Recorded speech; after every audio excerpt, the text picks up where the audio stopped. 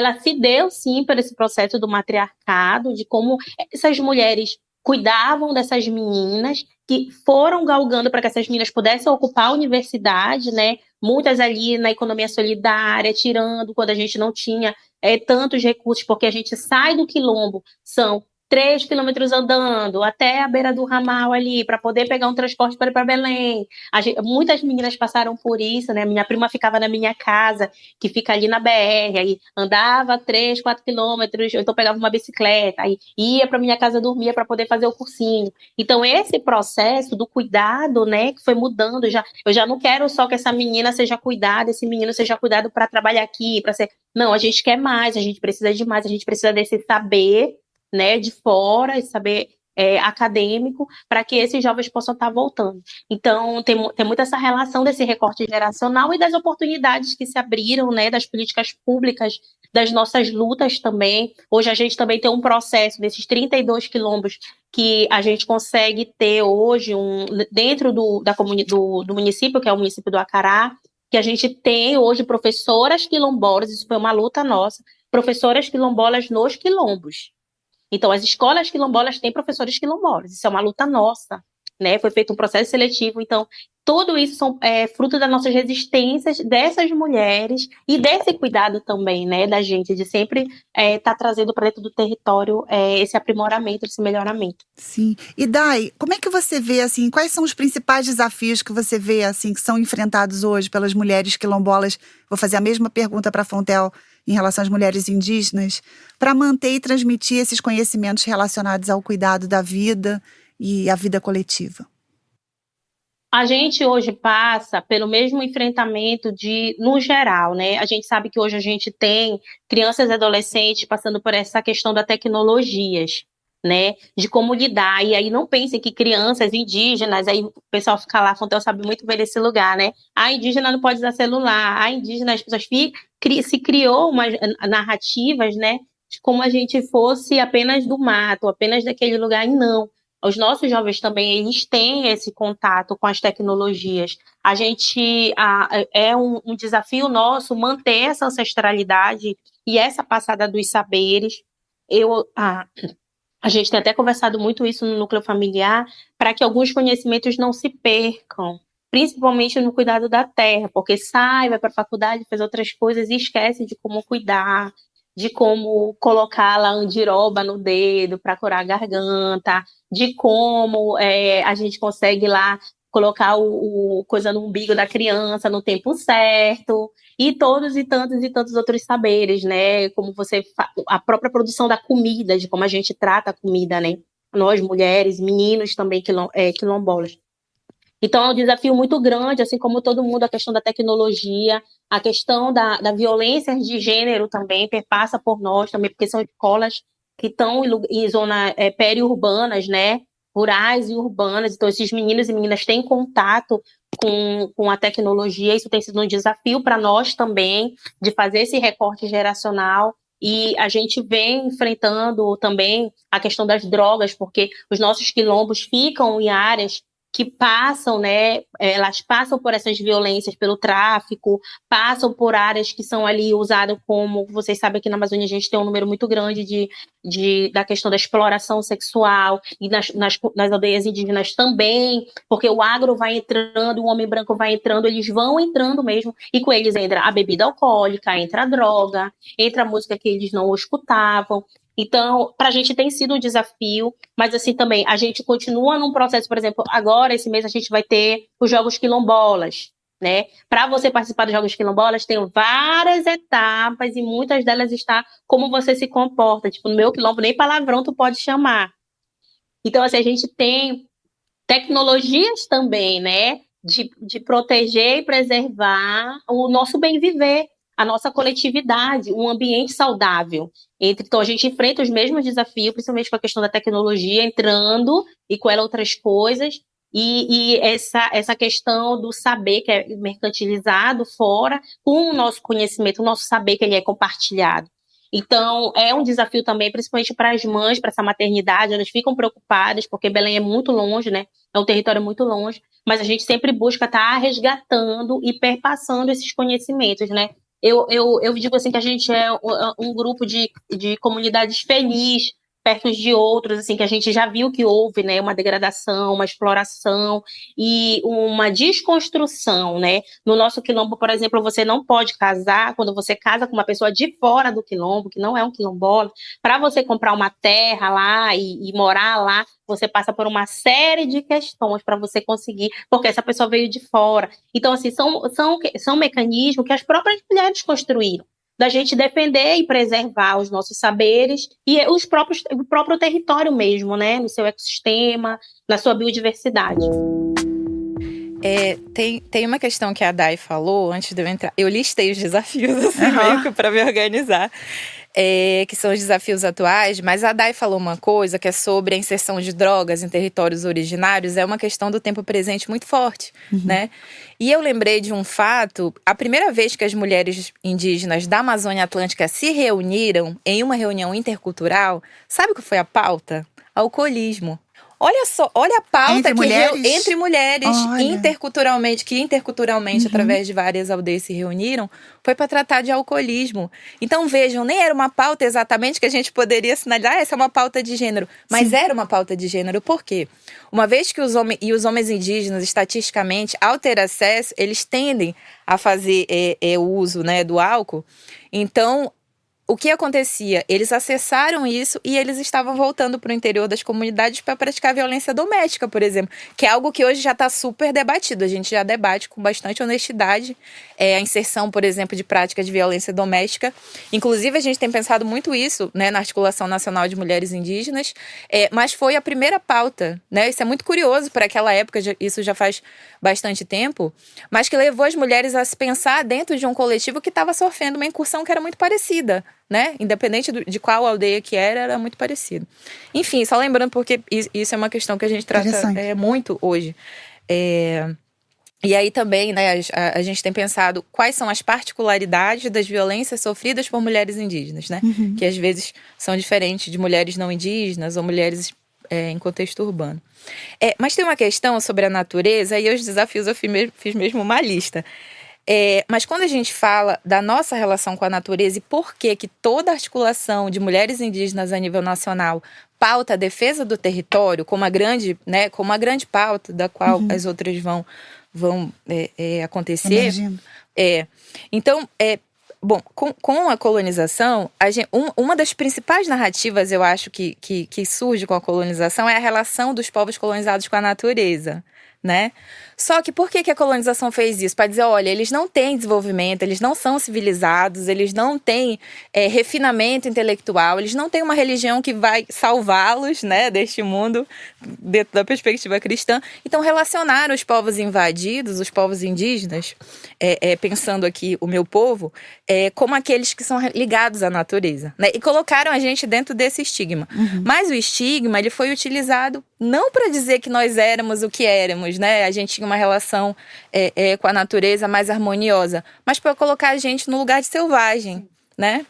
Então, ao mesmo passo que fizeram isso, eles colocaram a natureza, né, na gênese do capitalismo, como um recurso, né? Então a natureza não era mais aquilo que você tinha uma harmonia de convivência, era algo de onde você extraía força, onde você extraía os recursos.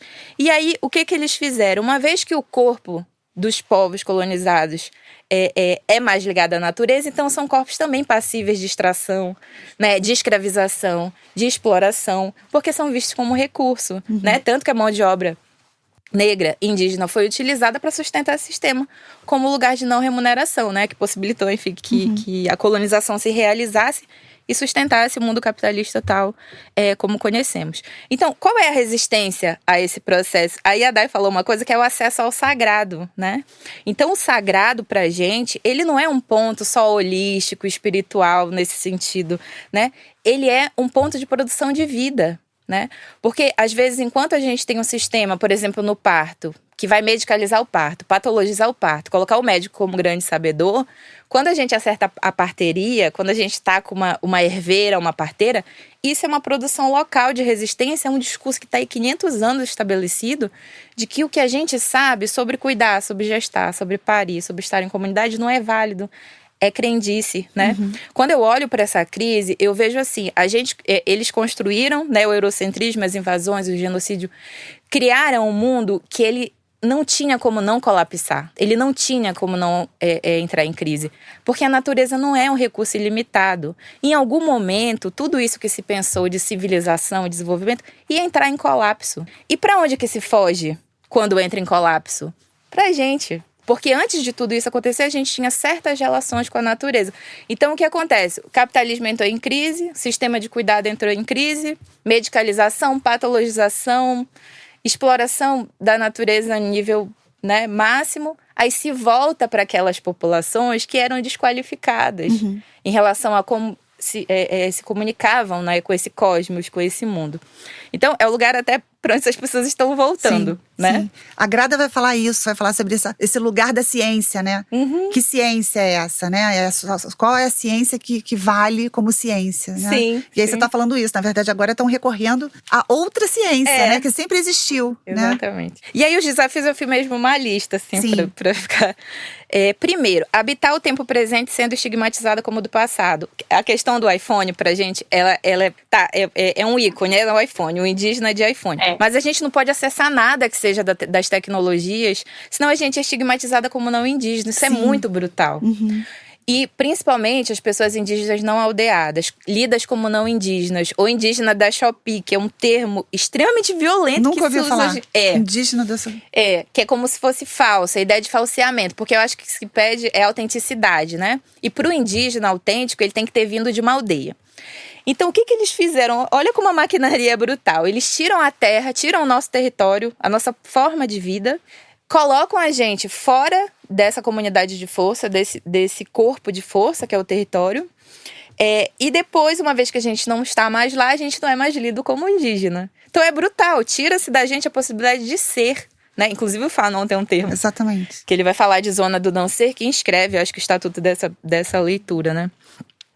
Então existe um processo de desqualificação, a não ser que ele seja usado como um escape para essas crises todas. A gente, né, desqualificou, a medicina desqualificou os saberes da parteria indígena durante séculos. Mas agora a gente vai lá ver como é que porque as mulheres estão sofrendo violência obstétrica no sistema biomédico. Então vai lá. O que era desqualificado agora virou um recurso possível para pensar, né, a fuga da violência. Então, esses saberes reduzidos à crendice também é uma luta que a gente tem empreendido, questionado, né? E aí, o modo de vida reduzidos ao exotismo, né? Esse lugar do exótico, daquilo que é fora dessa realidade. Sendo que a gente está entranhado no capitalismo. Está todo mundo vivendo esse mesmo tempo e espaço, né? E também viver num país que está tentando, há mais de 500 anos, nos matar. E aí, o termo é esse. É genocídio, é matabilidade das nossas formas de vida. 500 anos isso acontecendo e a gente resistindo, né? E também num país onde o indígena ele só é cidadão há mais ou menos 38 anos com a Constituição, né? Quando a gente fala de cidadania, acesso à universidade, acesso ao SUS, né? E a fuga de uma zona de tutela, isso é muito significativo e é muito recente. Se alguém aqui tiver mais de 38 anos, quando nasceu, a gente nem era cidadão brasileiro. A gente estava inscrito num sistema de tutela institucional, a gente não tinha liberdade de fala, né? A gente não tinha liberdade de voto, a gente não tinha liberdade de representação política. Por isso que atualmente é tão importante que nós tenhamos parlamentares indígenas advogando em favor da defesa dos territórios. Tem aquela cena do Krenak, né? Acho que foi na Constituinte, né? Sim, que ele não foi passa que ele põe genipapo no rosto, exatamente. Aquilo ali é muito simbólico. Muito, porque até então esse regime de tutela que é inaugurado lá com a invasão, ele vai ficar até a Constituição cidadã, pelo menos, assim, colocando em termos gerais, né? Então, sempre esse sistema da gente ser desqualificado nesse lugar, mas porque vocês precisam, né, ser resguardados. Aqui a medicina é melhor, isso que vocês fazem no parto é muito primitivo ainda, isso acontece muito quando a gente trabalha com parteria. Enfim, eu acho que são os desafios, assim, principais, que vão do exotismo até acesso a uma cidadania plena, né, para que a gente possa disputar. E aí, para finalizar, tem isso da gente entrar na universidade é muito importante, né? Porque a gente consegue estar em espaço, inclusive esse, né? Inclusive poder acessar um conjunto de palavras e ideias para disputar quem nós somos nesse lugar, né? Porque senão a gente continua sendo aquele lugar que fala só da experiência, mas não consegue construir, às vezes, uma articulação a ponto da gente subsidiar a política pública, disputa narrativa nesse lugar, né? Que é um lugar que ainda... Eu vou até chegar nessa pergunta aí também. E aí, pensando nessa ideia de políticas públicas, né? Que é uma das perguntas aqui que eu coloquei no roteiro, se tem alguma prática ou valor presente na comunidade de vocês, né? Que vocês acreditam que poderia inspirar políticas públicas voltadas para o cuidado. Eu posso falar um pouco com relação à questão da economia solidária, né? Hoje, as minhas tias, elas coordenam um projeto chamado Dandaras do Quilombo. Cada vez mais a gente vê as mulheres da economia solidária, da agricultura familiar, se empoderando a partir do empreendedorismo, né? O empreendedorismo negro, que é um outro empreendedorismo, também tem isso. E aí, inspirar a questão de políticas públicas com relação à própria MEI mesmo, né? Porque muitas vezes essa questão mais burocrática da MEI impede, inclusive, com que essas mulheres tenham mais autonomia e possam captar mais recursos, né? Porque só depender desse trabalho específico, principalmente porque o nosso produto, que é um produto artesanal, ele é um produto que ele é desvalorizado. Mas quando ele passa para homens brancos, quando eles passam para a empresa, eles são super valorizados. Então, são todos produtos naturais. Só que quando a gente chega para vender, esse produto ele é barateado, principalmente da mão de mulheres pretas. Então, a gente vai para as feiras fazer essas vendas, assim como a gente faz também dos artesanatos, como a Portel sabe, o artesanato indígena também tem um recorte que você não pode reproduzir, né? Você não pode vender um artesanato indígena se você não for indígena. Isso são lutas também que a gente trava de políticas públicas, de fazer esses debates para que essas nossas patentes, esses nossos lugares, eles não sejam mercantilizados. Porque quando ele chega na mão do homem branco, então, a questão da política pública, que eu acredito que a gente precisa avançar para servir de inspiração, é essa questão da desburocratização, por exemplo, das MEIs, e tentar destravar ainda algumas questões para que os nossos produtos, tanto artesanal quanto orgânicos e tudo mais, eles possam gerar uma economia, né, que de fato ela venha valorizar os nossos saberes, que de fato essas mulheres possam se ponderar, elas possam ter uma renda fixa, né? Essa renda é minha, todo mês eu tenho esse meu dinheiro. E cada vez mais todas as mulheres indígenas quanto quilombolas, elas têm ido para esse lado do empreendedorismo, né? Só que a gente sempre acaba esbarrando, né? E outras questões, a gente sempre acaba esbarrando até pelos espaços que a gente vai vender, né? Os espaços que a gente vai vender, que a gente tem que pagar para estar naquele espaço, a gente tem que pagar para estar naquele lugar. Então, assim, a gente precisa ainda debater essa questão do empreendedorismo negro e indígena, para que a gente possa avançar também nesse empoderamento das mulheres nesse sentido. Que isso sirva de inspiração para outras mulheres também. Obrigada, Dai. Fontel?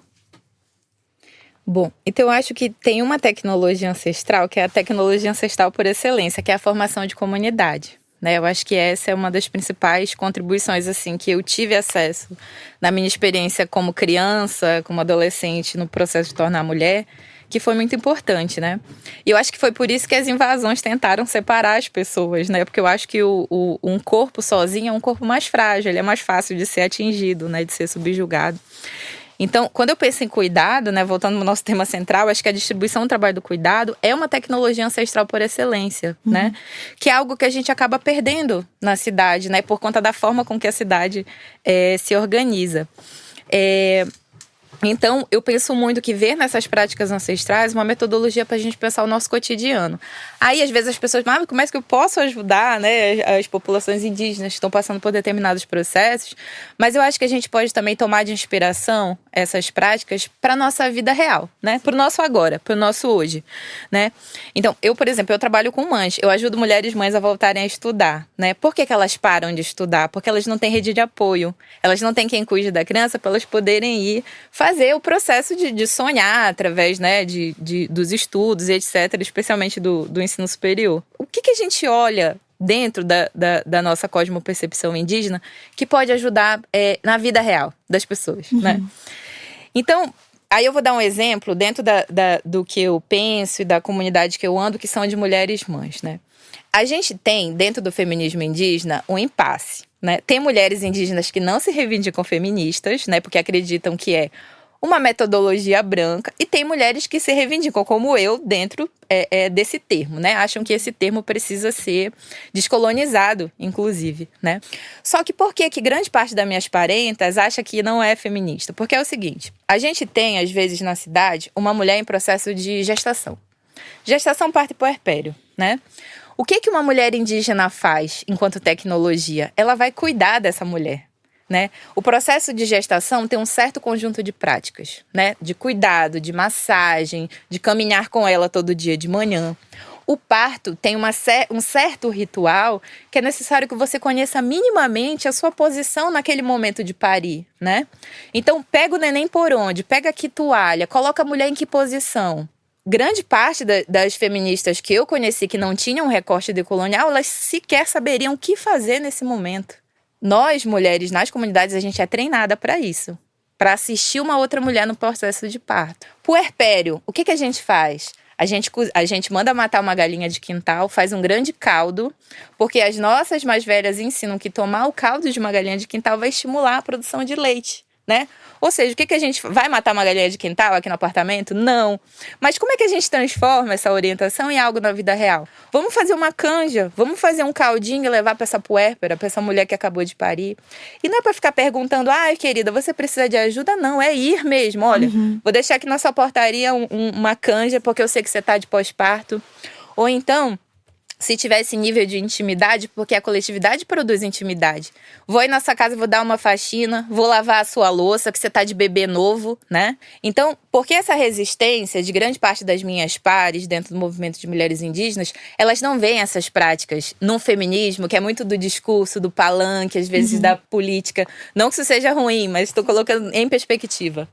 Então, são mulheres que às vezes desaprenderam a cuidar de outras mulheres, desaprenderam a cuidar de uma criança, né? Eu tenho orgulho muito grande de ter sido cuidada pelas minhas mais velhas, a ponto de saber como cuidar de um recém-nascido de 2 dias. Então, se uma companheira minha tem um filho, ela tá sem rede de apoio, eu, Fontel, sei cuidar de um bebê de 2 dias de nascido. Isso, para mim, é uma tecnologia ancestral que quem me deu foi a minha orientação dentro da minha cultura. E é algo que eu imagino que, às vezes, mulheres muito, né, fervorosas dentro da defesa do discurso feminista tenham perdido. Então, eu acho... Mas isso também não é para ser uma coisa que cria antagonismo, mas um convite. Sim. Né? Um convite a gente pensar essas práticas de cuidado na nossa micropolítica do cotidiano, né? Ou seja, você está falando muito menos de intenção, mas mais de ação. E às vezes é um tipo de ação que ela é do campo da sutileza. O cuidado pra gente, ele se estabelece no campo da sutileza também, né? Tem um post que eu vi há pouco tempo no Instagram, que é: convide uma mulher mãe com criança pequena pra dar um rolê, mesmo que você ache que ela não vá, sabe? Porque, ela não vai mesmo, então eu não vou nem chamar. Chame sempre. E toda vez que for fazer um rolê, chame aquela mulher, porque às vezes ela tá isolada. E o isolamento é algo do capital capitalista. Enquanto que a coletivização é uma tecnologia ancestral indígena e preta, né? Então, chame aquela mulher com a criança pequena. Uma vez que ela vá, cuide para que essa criança seja resguardada naquele espaço público, né? Porque essa é uma das estratégias, assim, do poder de manter mães isoladas no contexto doméstico, é não criar espaços onde crianças podem circular, né? Então, essas orientações todas, eu acho que a gente pode começar a pensar como é que a gente aplica na vida prática, né? Então, se as mulheres fazem lá o caldo de galinha de quintal, não dá pra eu fazer, mas eu posso fazer uma cumbuquinha aqui, levar pra essa puérpera, deixar na portaria dela, se não tivesse intimidade do contato. Então, eu acho que esse é o principal, assim... O principal diálogo que a gente precisa estabelecer. Trazer essas orientações que parecem, às vezes, né, distantes, assim, tecnologias ancestrais, pro tangível, pra vida real, em como a gente pode. Porque a gente também não tem todo esse tempo, né? Então, eu acho que é algo que fica, é algo que eu trago, assim, na minha formação.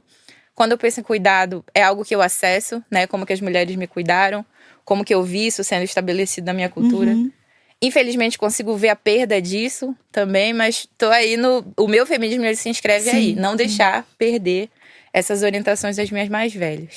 Muito interessante, Fontel.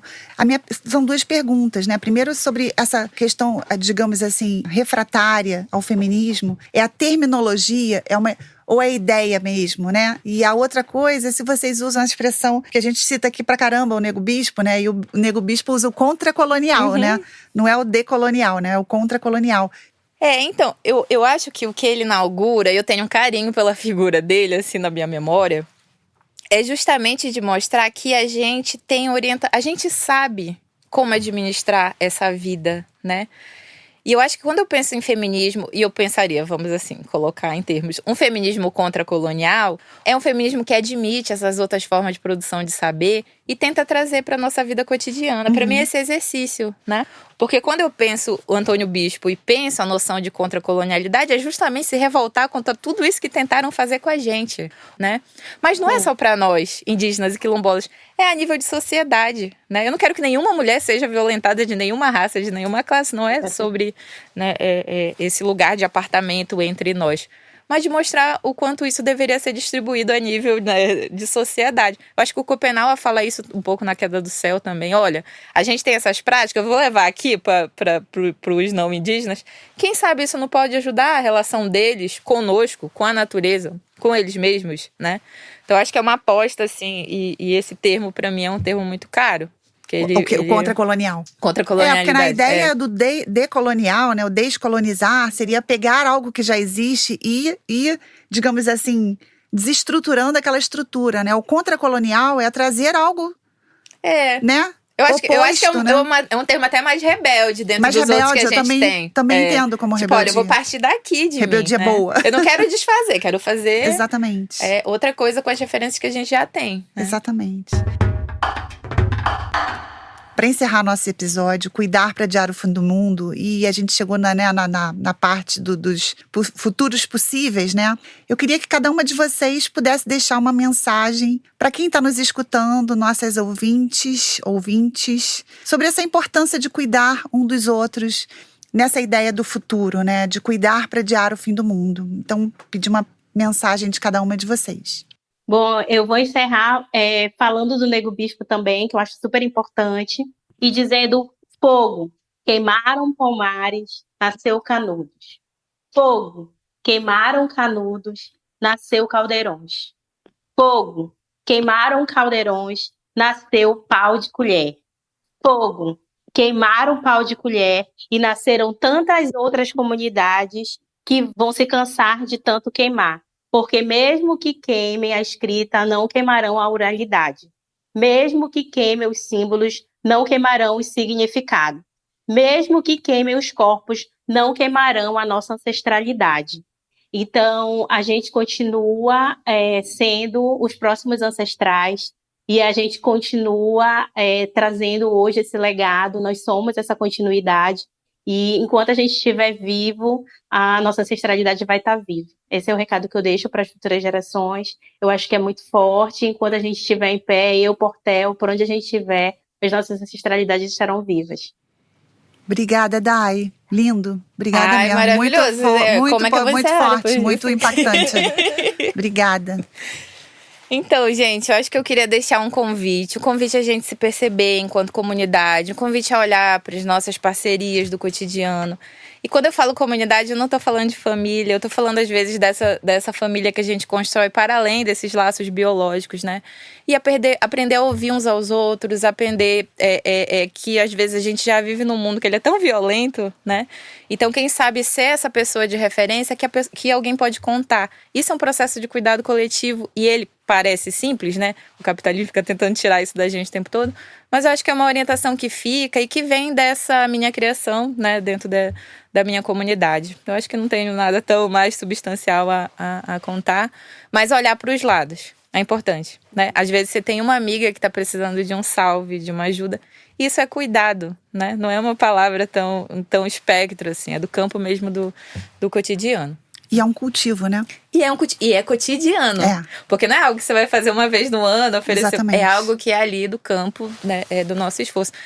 Tem um sistema que eu vou até descrever como é que ele aconteceu. Eu conheço uma das maiores ativistas sobre maternidade dentro de favela no Rio de Janeiro, que é a Arcácia. Inclusive, dediquei a minha tese a ela, né? Uma das pessoas que eu dediquei a tese, mãe do Valentim. E ela organiza o coletivo Baobás no Complexo da Maré. Sabe o que a Arcácia fez? Ela criou um grupo de WhatsApp olha, isso é ação direta, né, nas micropolíticas de cuidado. Criou um grupo do WhatsApp e colocou Conselho Consultivo de Criação do Valentim.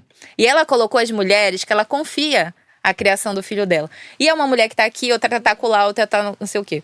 O que esse grupo tá criando? Aí vocês veem como que dentro da tecnologia, da contemporaneidade, do celular, do WhatsApp, são possíveis a criação de estratégias de resistência, né? Então a Arcácia às vezes põe uma demanda, eu falo, eu Fontel posso. Aí a outra mana pode. Eu preciso de ir no médico, alguém fica.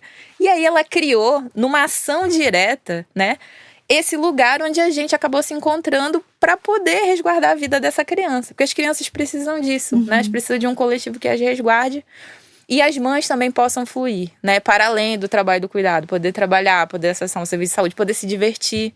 Para mim, uma mãe que consegue sair, tomar uma cerveja, isso é mais revolucionário, assim, num ponto altíssimo. Porque se uma mãe consegue sair para tomar uma cerveja num processo de ócio, relaxamento, é porque ela tem uma rede, é porque ela tem alguém, né? Então, acho que a gente tem que ir para esse campo mesmo da objetividade, né? Transformar essas nossas... Às vezes eu elaboro muito. Às vezes essas elaborações todas, mas porque precisa disputar narrativa, às vezes... Sim. Mas trazer para o campo da objetividade, né? Então, acho que isso é uma reflexão que fica. Trazer todas as nossas especulações, desejos, ideologias para o campo do agora, para o campo dos nossos e das nossas e para o campo do enfrentamento de uma crise do cuidado, né? Porque as pessoas estão nesse movimento, às vezes, de se sentirem isoladas, né? Então, a gente vai com a tecnologia ancestral por excelência, que é a formação de comunidade. Então é cuidar para adiar o fim do mundo mesmo, né? E eu quero conhecer essa Arcácia, ela vai participar de um podcast certeza. com a gente, com certeza, com quero conhecer. certeza, eu já deixo assim indicado. Gente, eu agradeço muito a fala de vocês, muito importante o que a gente está conversando aqui hoje, agradecer, né, vocês terem disponibilizado o tempo de vocês para estarem aqui com a gente, refletindo sobre isso, né? Ao longo da série falamos sobre a necessidade de reconhecer, de redistribuir e valorizar o trabalho de cuidados, mas talvez exista uma pergunta ainda mais profunda.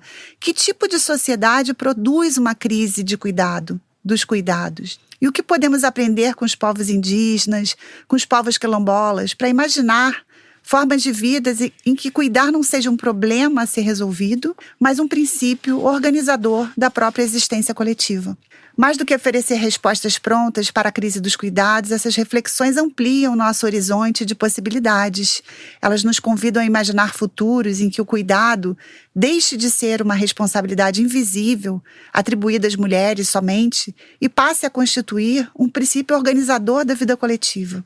Ao reconhecer a centralidade da interdependência e da sustentabilidade da vida, abrimos espaço para construir sociedades mais democráticas, plurais e comprometidas com a dignidade humana e a preservação dos mundos que compartilhamos. Foi uma honra enorme poder escutar e refletir sobre cada uma de vocês trouxe aqui hoje. Dai, Fontel, queria agradecer muito aqui em nome da Sépia, mais uma vez a participação de vocês, o compromisso de vocês estarem aqui, né, como mulheres, representando, né, os seus lugares, os seus territórios. Esse foi o podcast da Sépia, com apoio do Ministério das Mulheres. Não deixem de escutar os outros episódios do podcast da Sépia. Tchau para vocês, muito obrigada.